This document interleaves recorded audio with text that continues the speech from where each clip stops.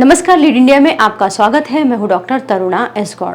तुर्की और सीरिया में विनाश थमने का नाम नहीं ले रहा। सोमवार की देर रात फिर 6.3 और 5.8 तीव्रता के भूकंप के झटके वहां पर लगे। इन झटकों में 3 लोगों की मौत हो गई, 213 से भी ज्यादा लोग घायल हुए। तुर्की के वैज्ञानिक लगातार इस बात की चेतावनी दे रहे थे कि इस तरह का विनाशकारी भूकंप आ सकता है। तुर्की में 6 फरवरी को जो भूकंप आया था वो काफी विनाशकारी था। अब तक उसमें 45,000 लोगों की जानें जा चुकी हैं। तुर्की के वैज्ञानिक लगातार इस बात की चेतावनी दे रहे थे कि इस तरह के भूकंप आ सकते हैं। दरअसल तुर्की नॉर्थ एनाटोलियन फॉल्ट लाइन पर स्थित है। बीते 100 सालों में इस फॉल्ट लाइन पर बहुत सारे भूकंप आ चुके हैं। लगभग ये फॉल्ट लाइन पूरी तरह से क्षतिग्रस्त हो चुकी है। ये एनाटोलियन फॉल्ट लाइन तुर्की के दक्षिण पूर्वी हिस्से से होकर गुजरती है, जहां पर यह भूकंप आया था।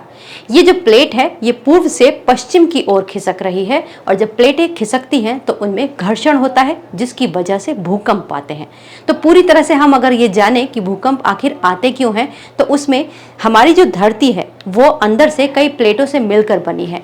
ये प्लेटें आपस में सटी हुई हैं। जहां से ये सटी होती हैं उन्हें फॉल्ट लाइन कहते हैं। और जब एक प्लेट दूसरी प्लेट पर चढ़ती है या उसकी तरफ बढ़ती है तो एक भारी घर्षण होता है और पृथ्वी की ऊपरी सतह पर भूकंप आता है। जो भूकंप का केंद्र होता है वो गहराई से नापा जाता है। अगर उसमें गहराई ज्यादा हो, 20 मीटर 25 मीटर, तो ऊपर जो भूकंप के झटके हैं उन्हें कम महसूस किया जाता है। लेकिन अगर भूकंप का केंद्र कम गहराई में हो तो ये बहुत विनाशकारी होता है। आमतौर पर जब प्लेटें टकराती हैं तो धरती कांप उठती है। 2 पॉइंट से कम के जो झटके होते हैं उन्हें ऊपर महसूस नहीं किया जाता, लेकिन 7 पॉइंट से अधिक या फिर 7 पॉइंट के जो झटके हैं वो भारी तबाही मचाते हैं। तुर्की में भी 7 पॉइंट से ऊपर का भूकंप आया था। अब तक धरती पर सबसे भारी तबाही मचाने वाला भूकंप 9 पॉइंट का था, जो कि जापान में आया था।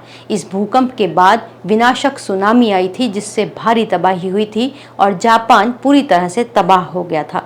तुर्की को भी हालांकि काफी अनुभव है, भूकंप यहाँ पर आते रहते हैं, लेकिन उसके बावजूद भी कहीं ना कहीं मानवीय चूक यहाँ पर हुई, जिससे कि मरने वालों का आंकड़ा लगातार बढ़ गया। अर्दोआन सरकार पर इल्जाम है कि उन्होंने जैसे ही भूकंप आया तो राहत बचाव कार्यों के लिए सेना को नहीं लगाया और उसकी जगह तुर्की डिजास्टर मैनेजमेंट को लगाया गया, जो कि इस तरह के कामों को करने में या इतने बड़े भूकंप से निपटने के लिए पूरी तरह से इक्विप्ड नहीं थी, तैयार नहीं थी। सेना को राहत बचाव कार्य में पहुंचते पहुंचते 3 दिन लग गए, जिसकी वजह से राहत कार्यों में डिले हुआ। एक तरफ तुर्की है, दूसरी तरफ भारत है, जहां पर कुछ ही घंटों में भारत ने अपनी एनडीआरएफ की टीम और भारी मात्रा में रसद तुर्की के लिए भेजी, ताकि वहां पर बचाव कार्य तेजी से हो सके। जब ये टीम 11 दिन काम करने के बाद भारत लौटी तो तुर्की के अदाना एयरपोर्ट पर इस टीम को भव्य विदाई दी गई। हर कोई इस मोमेंट को देखकर भावुक था। लोगों ने तालियां बजाकर इस टीम को विदा किया। ये ऑपरेशन काफी मुश्किल था। इस टीम में महिलाएं भी शामिल थी। इस टीम ने 2 बच्चियों को मलबे से जिंदा निकाला और 85 मृत लोगों को भी बाहर निकाला। इस टीम के काम की भारत में ही नहीं बल्कि दुनिया भर में सराहना हुई।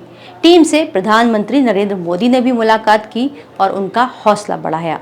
इस वीडियो को लाइक करें, हमारे चैनल को सब्सक्राइब करें। हमारे वीडियो सबसे पहले देखने के लिए बेल आइकन प्रेस करना ना भूलें।